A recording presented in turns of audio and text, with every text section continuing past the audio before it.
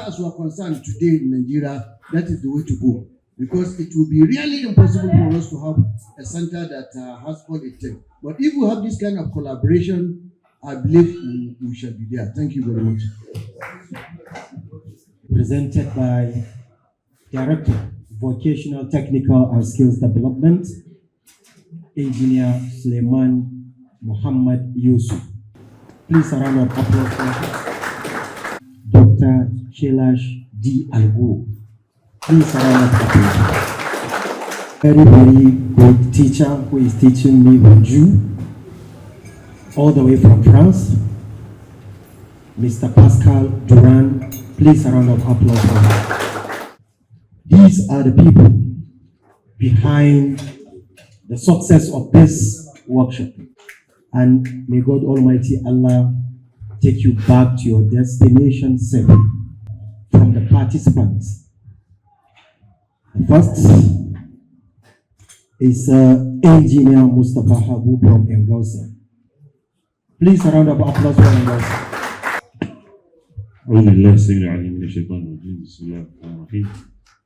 Distinguished ladies and gentlemen, the high esteemed organizers, a very good, is it morning?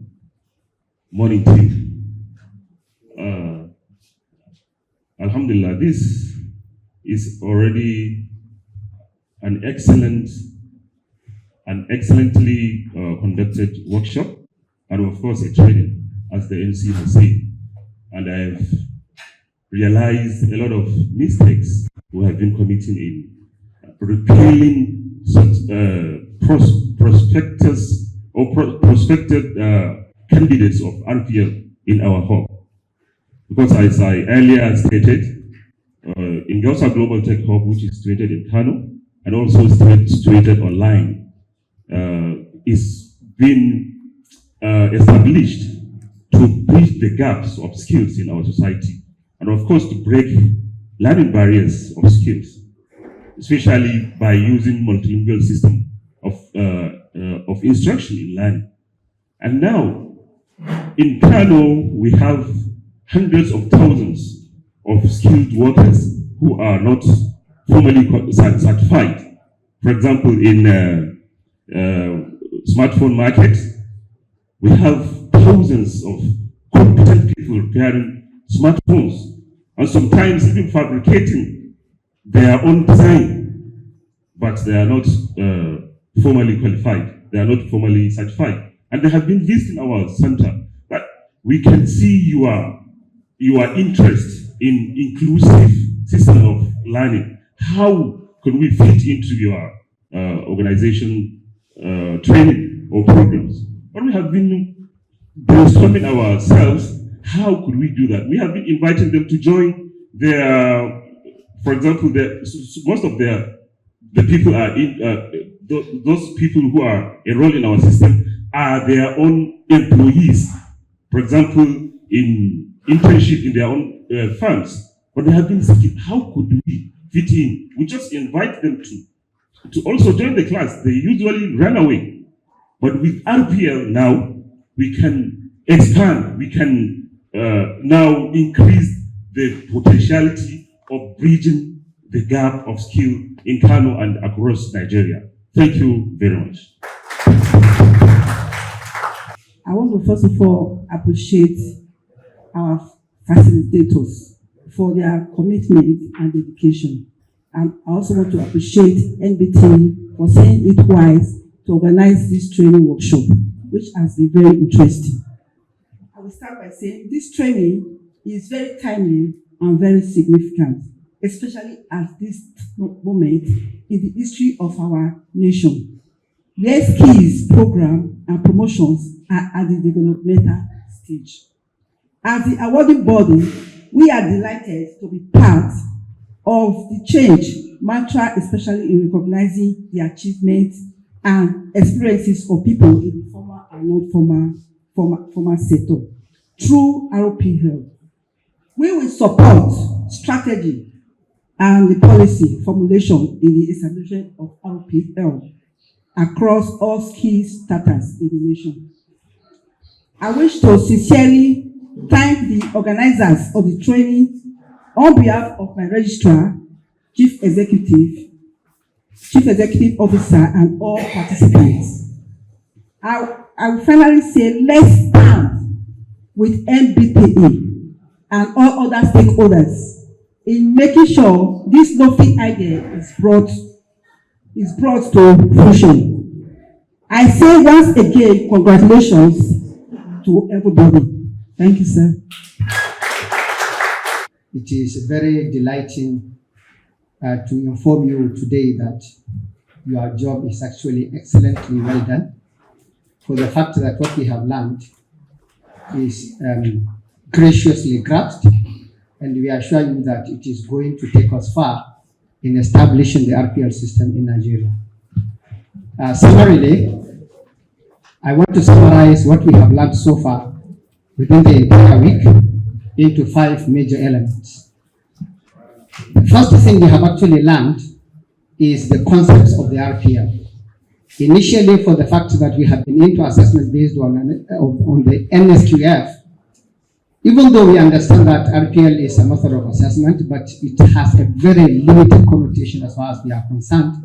Not until when we attended this program, we could be able to identify the similarities between the NSQ and the RPL, for the fact that the entire RPL system is going to be based on the NSQ framework, and we could equally identify the differences between the two. In fact, the entire concept can be summarized when we look at maybe the definition I could feel we could give RPL in Nigerian context. Maybe we can define RPL as a system or process of recognizing or identifying prior learning that is either formal, or informal, or non-formal, to be assessed against the national occupational standards of the national qualifications under the Nigerian qualifications framework. So you can see how they all correlate, and therefore we could identify their similarities, their differences, and how they interact. This is a very good job well done by my great facilitators.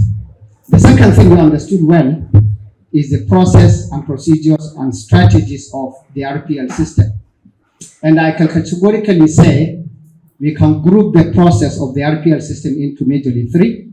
The pre-assessment stage, where you possibly find the prospective candidates, the registration, the pre-screening, and then identifying those that are eligible into the system.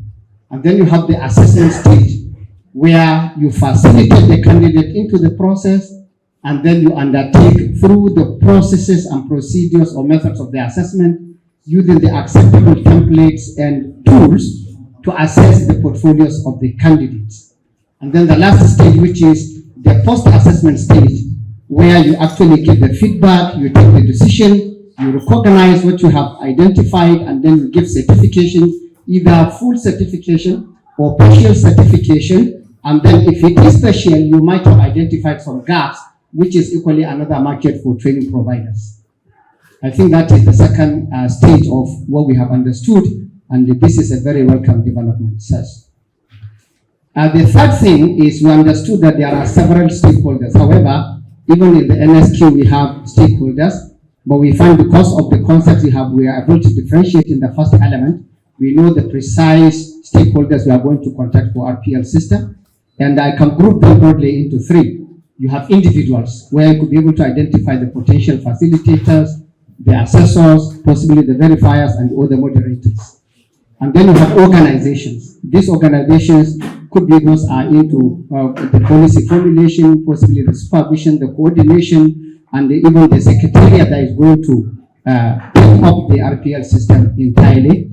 And then you have others who will be contributors, possibly funders, maybe some partakers in one aspect or another that could come in, possibly some professional organizations, some informal associations, just like what we have in Juakan in Kenya. I believe I will not forget Juakan because it's a very good concept that is very similar to our people here, like in Panteka. So that is the third thing we were able to identify actually in the process. The fourth one, which is quality assurance, just like in NSQ, Quality assurance is of utmost importance, so it is equally in the RPL system. And that is why it is a very good thing to note that you cannot have a single individual serving as the facilitator, the assessor, as well as maybe the verifier of a single candidate. You can only have one role at a time for a particular candidate. However, you can serve another role for another candidate, and this is to ensure quality. And even the process of the screening, the process of the facilitation, the process of the assessment, the process of the verification is actually to ensure quality in the entire system, as well as maintaining some principles within the concept, just like principles that are equally very common to that of the NSQ, the validity, the reliability, the sufficiency, the authenticity, the currency, the fairness, maybe the transparency, the achievement, the progression, etc., etc. All these ones are very key in the system. Lastly, but not the least, that we actually learned, which is equally of very great importance, I will never forget, is the case studies we have actually seen, where these things have been implemented in various countries, more precisely Mauritius, because we could see that even though they are our brothers, but they are actually more developed than we do, and they have been practicing this system. Unfortunately enough, we have the founder, the coordinator, and the facilitator of the entire project here with us. Thank you so much, Dr. Kilash. This is a very impressive this we have. Thank you very much. Okay, other case studies we had is like that of Kenya, happening within our neighboring, even though not within the West African country, but at least an African country, and very similar to our situation. And we have actually believe we have learned a lot from there, from the person who has coordinated the project equally in Kenya, Mr. Wamba. We are really very much grateful, sir. And we have seen equally case studies that are both national and international, like that of ILO, that of France, USA, UK, and we have seen for other neighboring countries as well, like Ghana, even Gambia. Unfortunately enough, we are together with the Secretary of SASASNet, and he has contributed immensely to our understanding of even the methodology and of drafting and establishing the RPL system. Thank you so much, sir. We are really very grateful, Mr. Singh. Okay, I think this is a summary of what I could see we have learned from this, not covering everything anyway, but these are the major things we have understood. And finally, in conclusion, I wanted to conclude by saying that we have understood that there is no cookbook approach to RPL. However, we must learn from our predecessors. And we assure you that we can be able to take it up, and I equally assure the MBT Executive Secretary, represented ably by the Director Vocational and Skills Education, sir. We want to assure you that we are ready to take it up to the next level and ensure that RPL becomes a success in this country. Thank you so much. And for our fellow participants, we are very lucky to be the pioneers of this system. And I pray and hope that you give our maximum cooperation as well as contributions to be able to succeed in this system in our country. Thank you so much. The presentation and the discussions over the past days. And I must say they have been incredibly fruitful. So I want to congratulate the SASASNet team, and I want to highlight the importance and the power of networks like SASASNet, networks, international networks. I want to congratulate NBTE office team for the organization, and a big congratulations on your active participation and engagement. So recognizing and validating skills acquired outside formal education is crucial for Nigeria's development.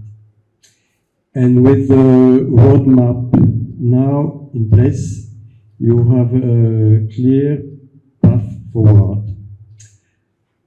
Implementing this program will not be easy, but you will be successful.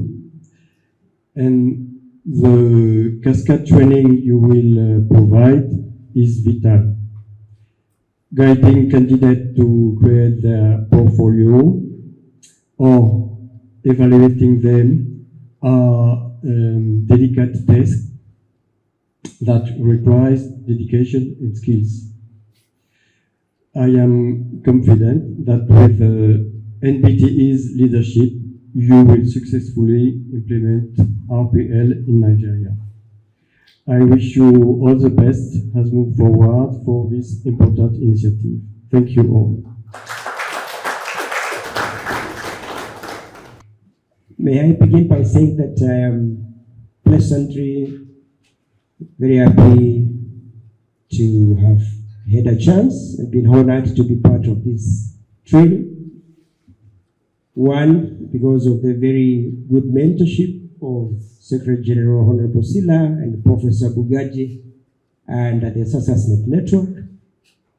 And they have really been challenging us across African countries to share knowledge, to exchange practices, and to visit one another and be able to hold each other's hand, inspire each other towards changing our African and mother continent. So for me to have been here and selected to be part of this training is quite a fulfilling opportunity and engagement. But secondly, I want to say that, of course, I bring you greetings from Kenya, because we have a very closely knit RPL ecosystem in Kenya, and they are very impressed by our opportunity to be able to share on our RPL journey with our Nigerian brothers. And I want to assure you that from the lessons that I have seen, from the experience I have seen, from your participation, very active participation as participants, is that we are good to go. And we, as countries, sisterly countries, Kenya and Nigeria, have what it takes to contribute to, the transformation of our continent. But of course, importantly, Mauritius having set a pace, and we learned a lot, even as Kenya, in the establishment of the Qualifications Authority and framework in Kenya from Mauritius, which was heavily informed and supported by our brother Kailash when he was then the Director General and CEO of MQA. So for me, I just want to congratulate all of you as participants. I was very encouraged when you are very, very engaging and very challenging participants in a workshop like this. It also gives you an opportunity to think and to learn, even as you continue to exchange. I want to look forward to learning and getting reports of your progress. But I also assure you that we will always be at hand, one as an organization in the informal sector in Kenya, but also importantly as a country. Actually, I just wanted to report that we have an MOU with one of your sister organizations, the Council of Registered Builders of Nigeria. They visited us sometimes. We took them through how it is RPL is being implemented in the construction sector. And we ended up signing a memorandum of understanding with between the Kenya National Federation of Juakali Associations and also the Corpo. So I hope probably under the armpit of SASASNet, we should even encourage institutional partnerships and collaborations between sector associations and sector agencies and other relevant key stakeholders, so that one of the things that you may need to appreciate, that you may pick an agency with their mandate and they pick a sister agency organized with a similar mandate in another country. It brings together a closer learning and exchange on the execution of the specific mandate and role under the entire RPL framework and the system. So with those few remarks, I want to request that you choose for me, either now or later, a Nigerian name. So that you can give me a Nigerian name, because I'm becoming more Nigeria as I go. Yeah, and so Wambua is my surname. It means somebody who has been born during rain in my local land. So you can look for a name that means a Nigerian name, somebody who has been born during rain, and I will be very happy to receive the name. Thank you very much, and God bless you. Thank you very much, sir.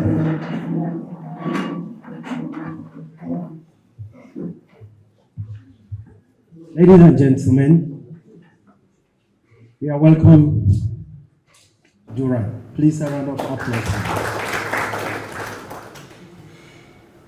Yes, sir. Here are the participants, draws from polytechnics. Stand on the established protocol and to represent the Executive Secretary, Professor Idris Bugaji, who is unavoidably absent.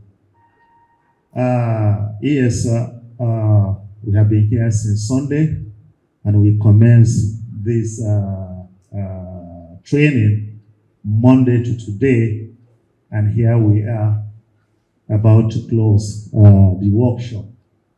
And we would like to express our most profound gratitude to TEDFund for single-handedly financing this important workshop, sir.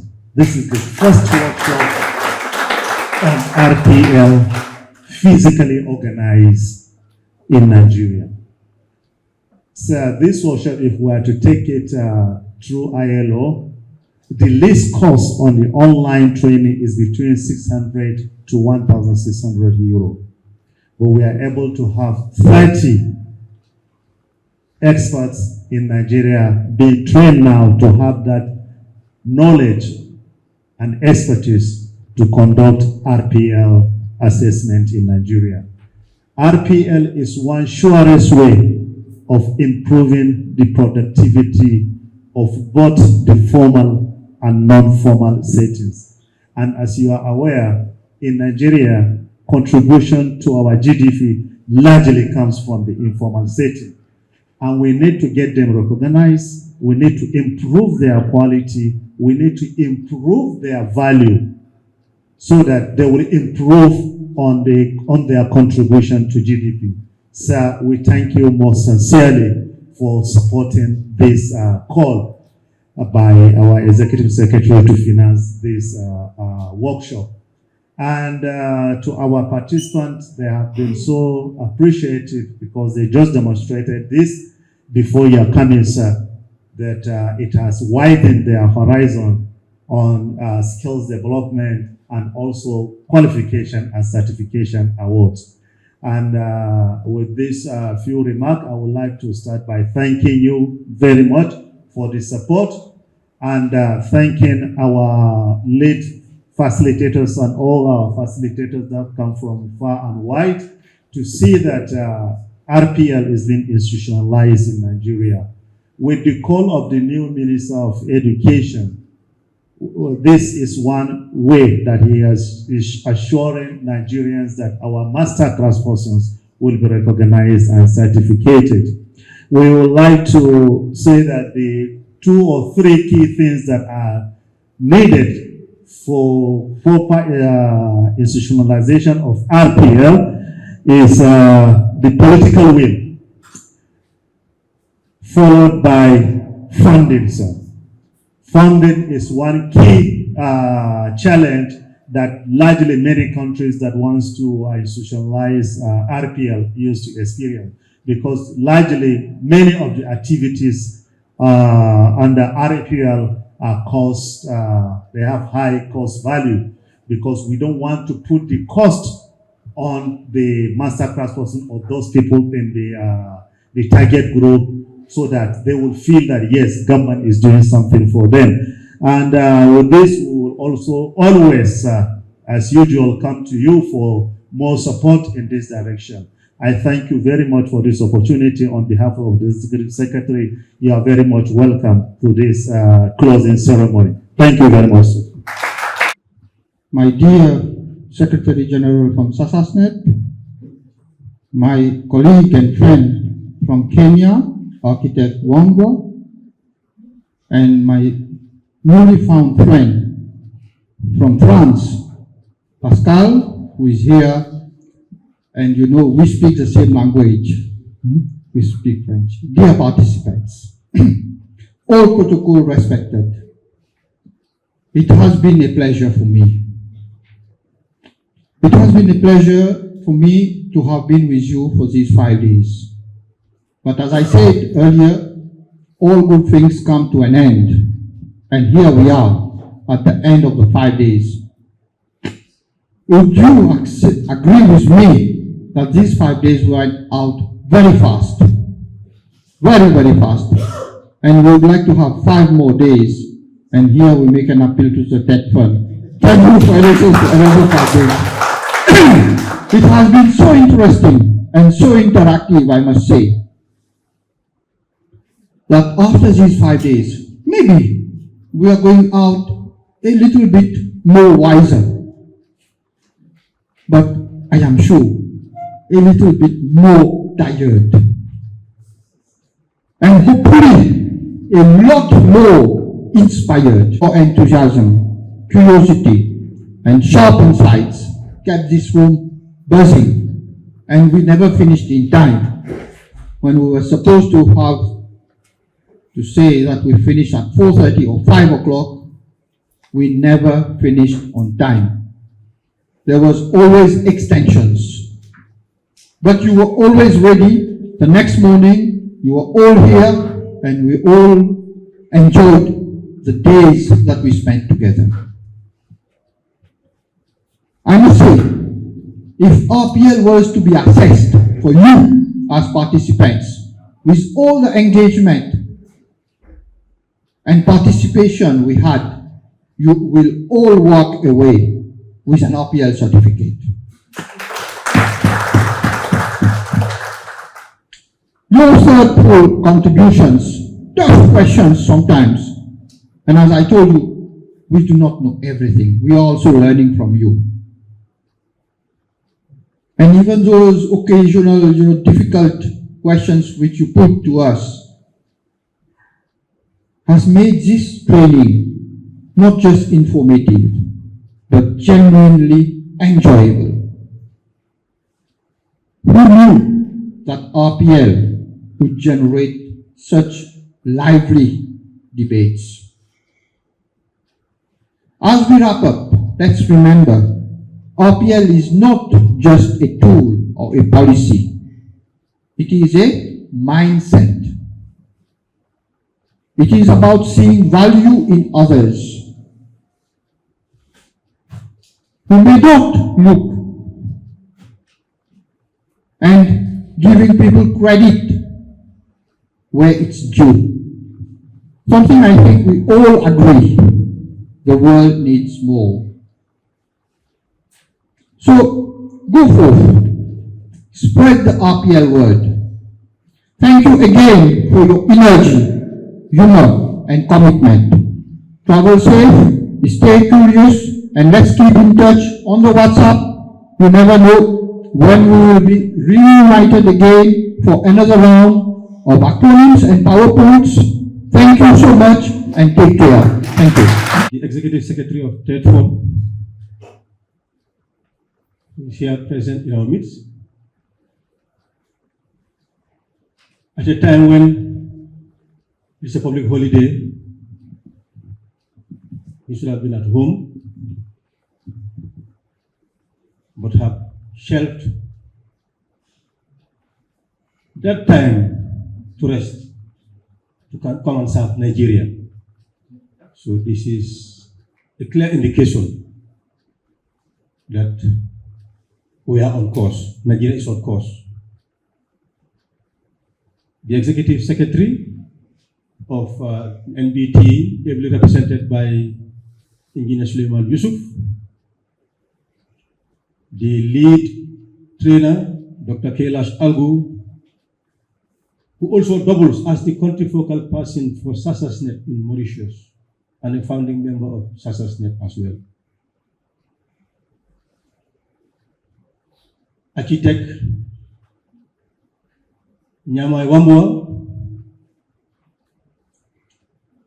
the indefatigable Secretary General of the Sasa State Chapter in Kenya,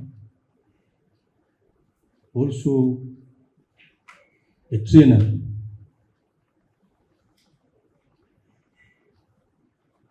Mr. Pascal Duran Carrier,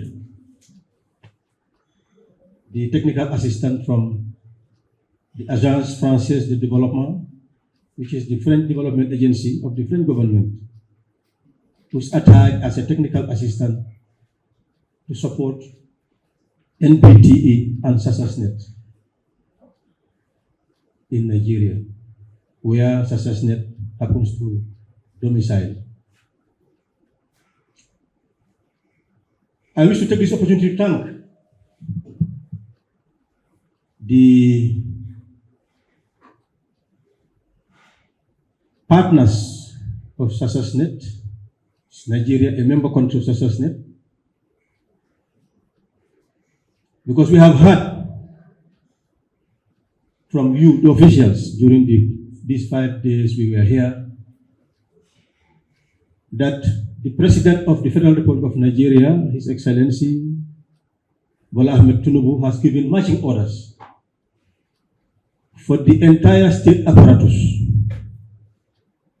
to be brought to support skills and apprenticeship development in Nigeria. It's a welcome news, welcome development, which also coincides with a ministry and a minister who also had it as his task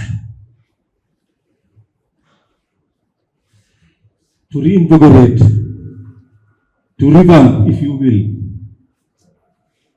to support the development of skills in Nigeria as his agenda, which also coincides with a National Board for Technical Education under the leadership of Professor Idris Mohamed Bogaji, that is ready to coordinate the process to ensure the development of skills and apprenticeship in Nigeria.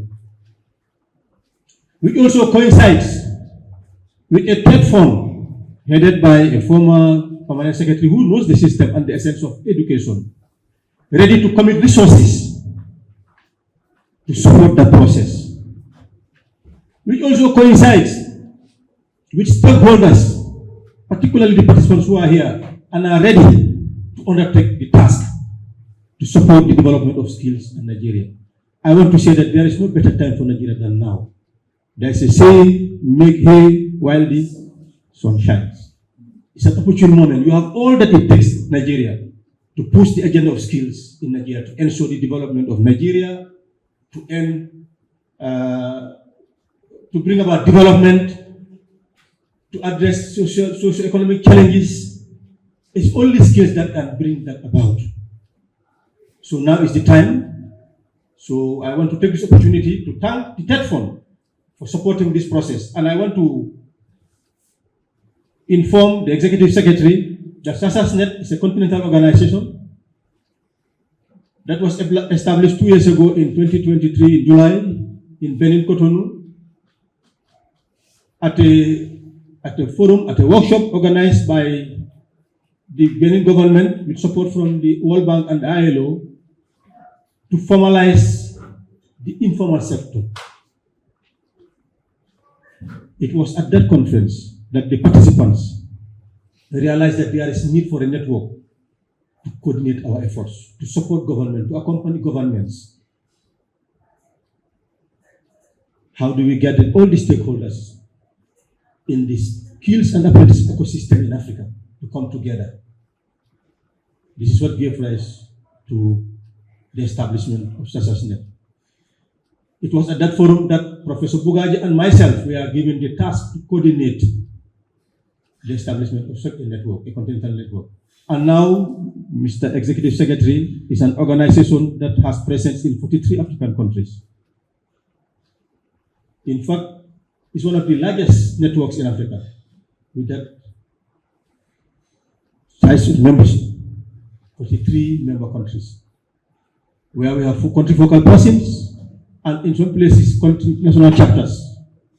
That's the next step for all the country focal persons to work towards establishing national chapters. And these national chapters constitute the stakeholders in the ecosystem at the national level. All the stakeholders, including government. But our emphasis is that governments must take the driving seat. But governments cannot do it alone. They must take on board the other stakeholders. And this is what assessment is doing. It's an assembly. So our mandate, one of our mandate is to build capacity. And Mr. Executive Secretary, Nigeria is setting a pace. It's a pace setter in this direction, in this dimension. This is the first SASASNet organized, member country supported training to build capacity. So it's a trailblazer. Nigeria is doing this. I want to inform you that we are going to replicate this. This is a model and it worked well. You have heard from the technicians, from Dr. Kailas, from Architect Mambua. So this is going to be replicated. And it has been a successful training as far as I'm concerned. And I think all of you can attest to that fact. When we are coming, we came with expertise, we came with experience. But the sessions, 5-day sessions, have really added much value to what we have known, and that have now improved our skills, our knowledge, to apply, to ensure that no one is left behind as far as development is concerned, as far as building capacity is concerned, as far as enabling people to be productive is concerned, as far as that productivity to contribute towards national development is concerned. This is all that we are doing here today. So SASASNet really appreciates support of TEDFON. And for your information, Mr. Executive Secretary, SASASNet is organizing a regional conference. The first was held in Nigeria, where it was launched. I guess you may know that Nigeria houses the Continental Secretariat of SASASNet. We are domiciled at the liaison office of the NBT in Abuja here as the Continental Secretariat.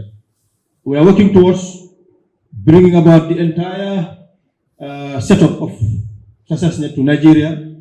The only challenge now is resources, but we are expecting it from member countries. But my appeal and my request is for the TEDFON to support participants to attend this regional conference taking place in Mombasa to showcase what Nigeria is doing. And to also enable Nigeria to learn from others what is happening.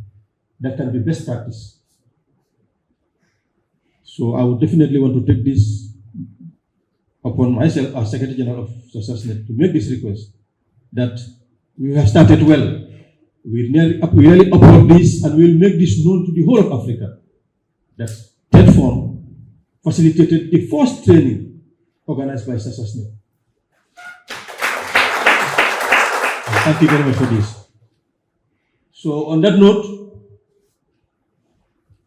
I want to wish each and every one of you a happy Easter holiday. Like I said, you are working overtime. Today you should have been in your homes. The Muslims, it's a holiday. The Christians, it's a holiday. It's a holiday for all Nigeria, for all of Africa. But because of the duty to nation, you know, duty is calling. You are doing this not for yourself, but for your country. We haven't had any complaint. It is us who we are talking about it. We have no fear that we still making them to stay up here. But we haven't had, for me, I don't know. And we haven't had any complaint from you that today is an Easter, it's a Good Friday. We have to end the program yesterday. So this is an indication of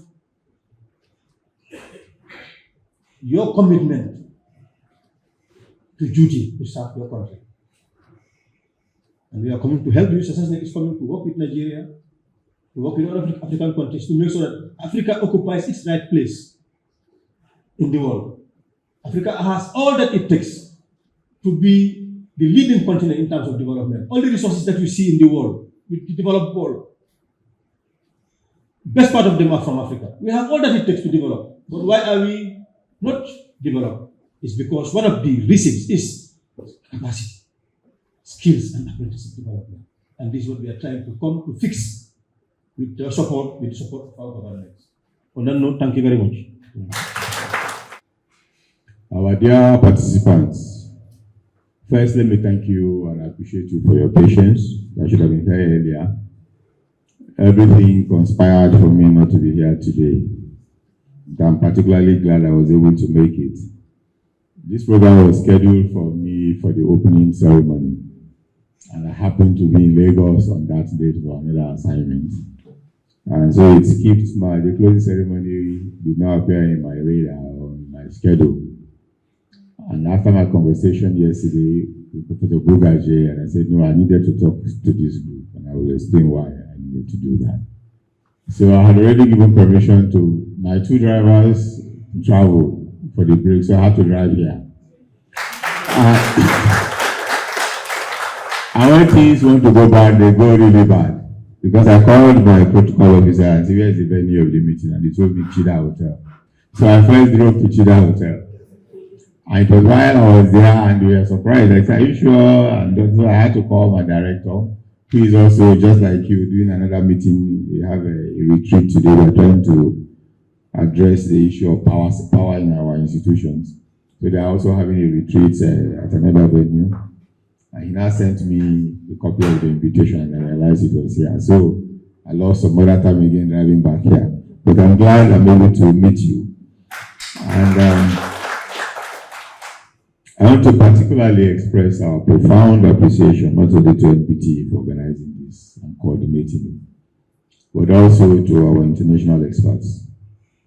When we were the idea was muted, there was talk about taking you to Kenya for the event. Then you know about government policy and all of that. And it was felt that perhaps we will get more concentration if we bring the resource persons here and let our people learn. I know it's a trainer program, so we also expect that as we leave, we are going to design programs that will enable you to cascade this to other participants so we can deepen and broaden the scope of its benefits to our people. Let me share a little background about my deep interest in the hard work that you are doing. I know this workshop is dealing with a specific aspect of the whole skills qualifications framework. We are talking about recognition of prior learning. But as been said by some of the speakers here today, the skills sector is so important to the Nigerian economy. And we're not going to be reinventing the wheel. Countries with similar demography, with similar experience with us, like China, like India, like Brazil, have taken this pathway before. And we can see where they are today. And the bountiful opportunities that it creates in terms of rapid expansion in the economies of those countries. We have particular demographic advantages. We have an economy that is largely unexplored. As a country, we are still in the process of exporting natural resources, raw materials. When we know the process of adding value, the process of converting those to goods and services, is what really brings in income. It is what creates jobs and bring about the type of socio-economic development that we desire as a people. So when you look at the various sectors recognized under the framework, whether it is in manufacturing, we are till today, if you look at the agricultural sector, everything we export is primary. We export cocoa, We are the only producers. Africa contributes over 60%. Between us, Ivory Coast, Ghana, and a few countries, more than 60-70% of world production. The three countries I just mentioned, our total earnings from cocoa is less than 10% of what a small country called Switzerland makes from making chocolates and with our cocoa. So you ask yourself, suppose we are able to convert it to beverages, to chocolate, to this. Yeah. For us to do that, there's a whole chain that you're going to have to create. That is value addition. You're going to create a whole lot of jobs along that chain. And that value that we export will now be retained in country and can now be exporting the finished product. If you go to the construction field, where my colleague is here, I recall when I was president of the Nigerian Institute of Architects, we had a program. We drew government attention to the skills that we had in the sector. Because as many of you will recall, we had two-dimensional problems.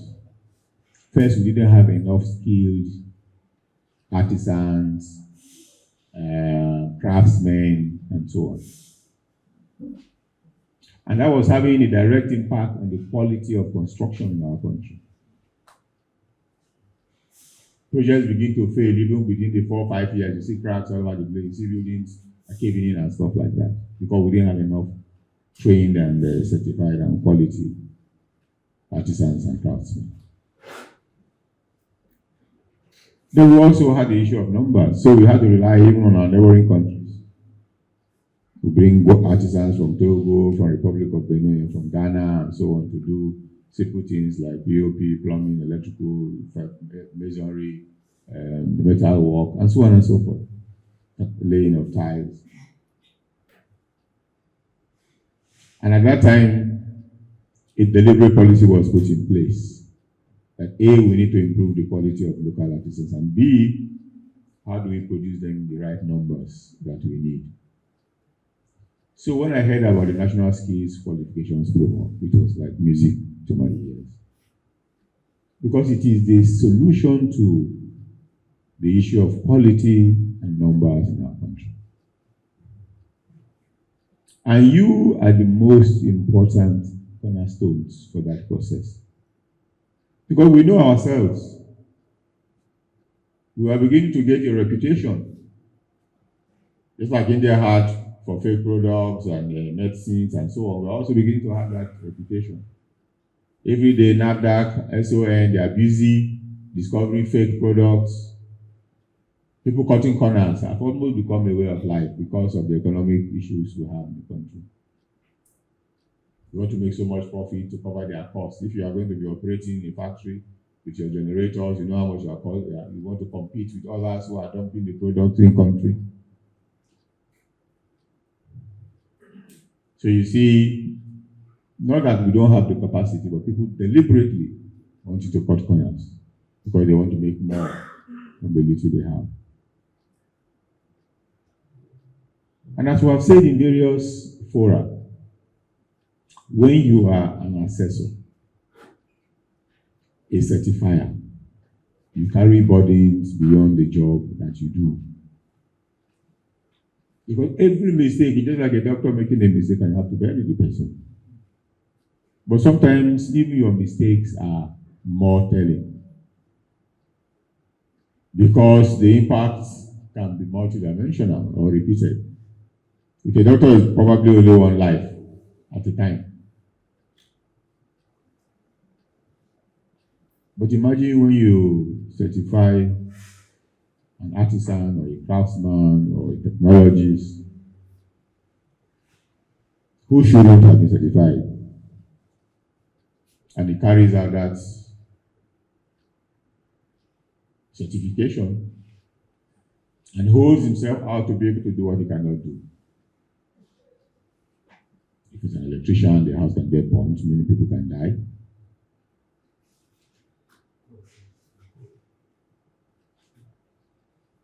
If it's on the construction side, it's even worse. And we've had quite a few cases of building collapse, building failures, resulting not only in loss of lives, but even in revenue.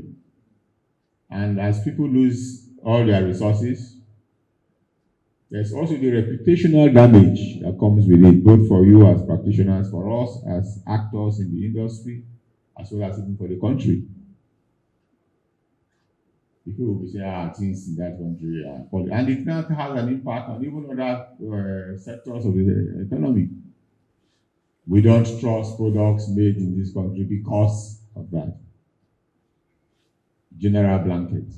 So it behoves of you, in the discipline you bring to the work, in upholding standards, and ensuring that quality is at the back of your mind in everything that you do.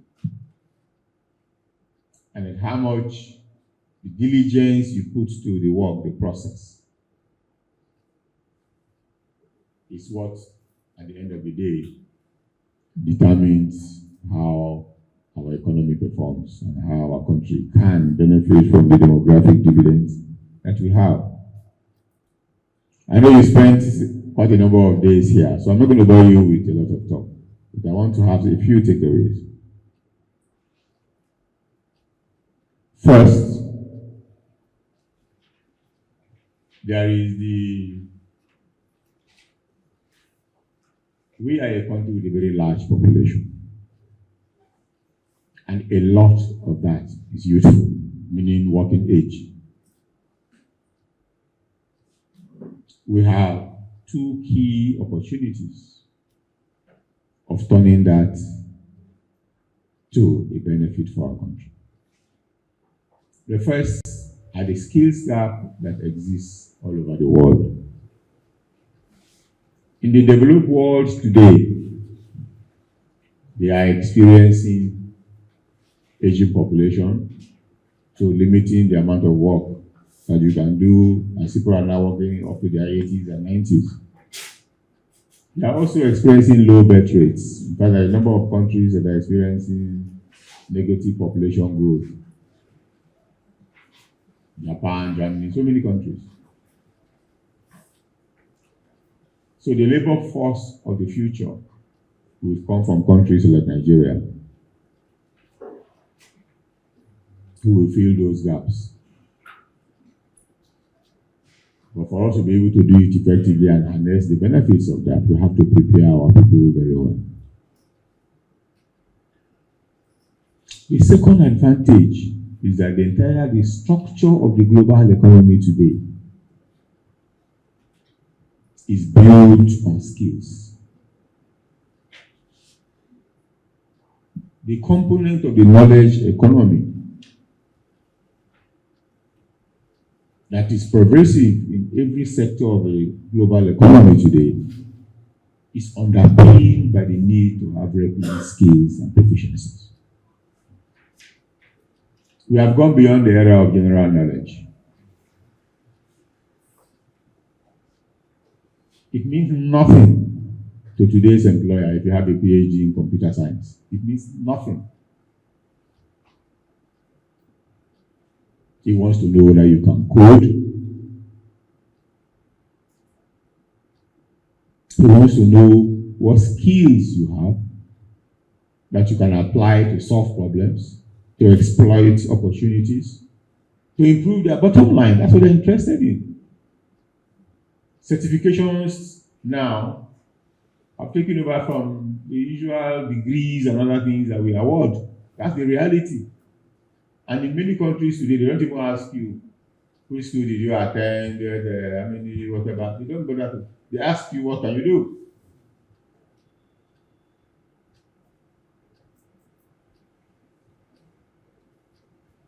We have an economy that is largely, as I said earlier, unexplored. Take any sector in our country today.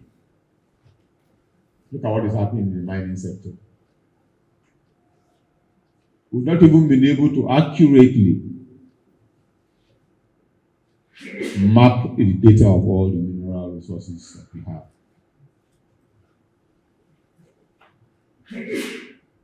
And you think about the millions of jobs that will be created if we are able to identify, design, improve, adopt technology, because that is the whole idea of improvement. In the entire process of exploitation of mineral resources, particularly for export and for local industry. Because if you look at, in every state we have in this country, we have 3, 4, 5 minerals that are developed.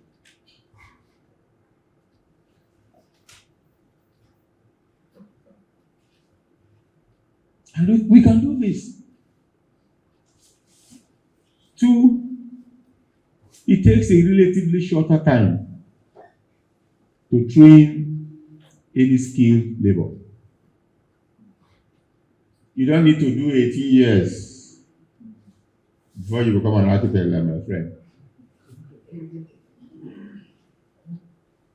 Within a short span, sometimes as low as 6 months, some 18, you can train people with proficiencies in various technical fields and certify them.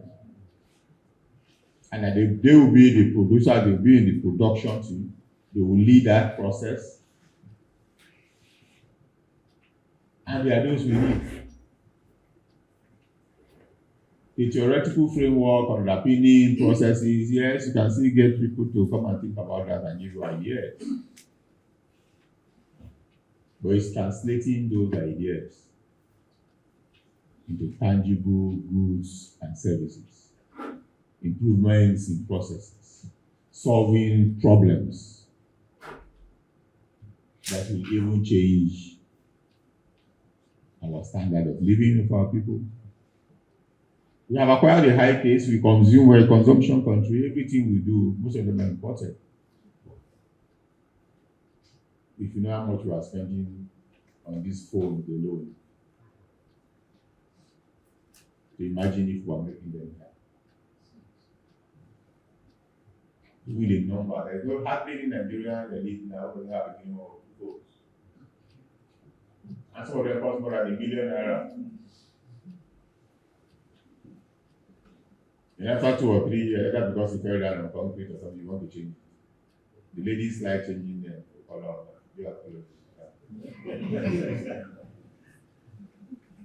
But this is reality, that's a demand that's there to be filled.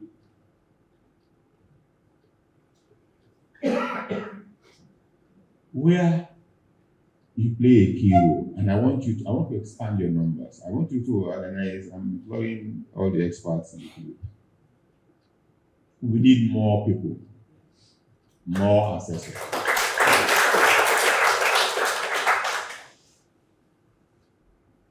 The third thing I want to talk about, because we did the last one, is the opportunities that now exist. My friend highlighted and gave us all the conditions are now ripe for us to push this agenda.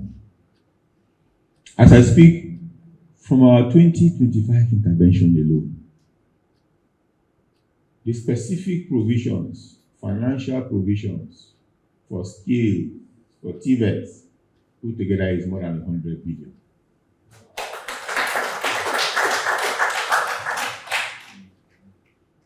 And out of this, 70 billion is earmarked based on the presidential initiative as our contribution to the TVET sector.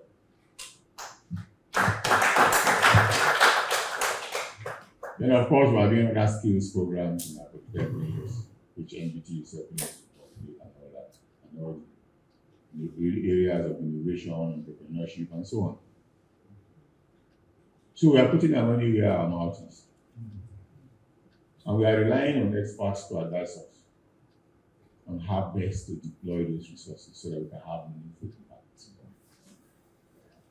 there's going to be a whole lot of engagements with this sector in the course of the year. We are setting up committees already that will identify, and we want to have a multiple stream of options. We don't just want to put all our eggs in one basket. And also identify the various layers that we must. There is highly skilled, there is the low, middle level, and even low level skills that will support a structure There will be an integrated economy that is geared towards production, geared towards improvement in processes and systems. So I want you to be champions of this new drive. Your various years of toiling in your respective areas can be brought to fruition if you make an additional sacrifice of being the change agent in the organization, of spreading this message, encouraging the younger ones, your students, your subordinates, your staff, and so on, to imbibe this culture of production, of quality. Being known for quality, we must begin to promote merit in this life.